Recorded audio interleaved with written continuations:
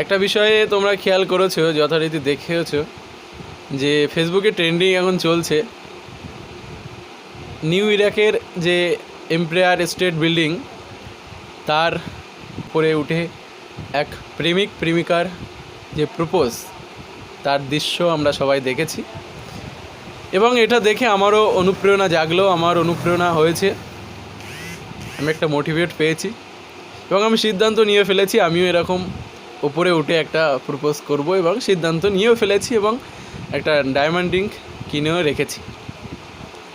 সব ঠিকঠাক ছিল এবং চলছিল, কিন্তু আবার আমার একটা আঘাত লাগলো এবং মনে পড়লো আমি নিউ ইরাকে থাকি না, আমি থাকি কোথায়? ইন্ডিয়াতে। এবং ইন্ডিয়াতে আর একটা ট্রেন্ডিং বিষয় চলছে, সেটি হলো কে কত স্পিড ওপর থেকে ফেলে দিতে পারে।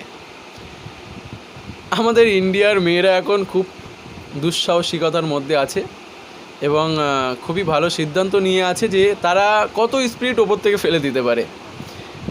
তো আমি ভাবলাম ডায়মন্ড রিংটা বিক্রি করে দেবো, কারণ এখানে মোটামুটি যারা আছে, যে মেয়েগুলো আছে, তারা এটাই ভেবে রেখেছে ওপরে তুলেই ফেলে দেবে। তো আমি ভয়ে আছি, এই আতঙ্ক, এই গোলযোগ যতদিন না কাটছে আমি উপরে উঠে প্রপোজটা করব না।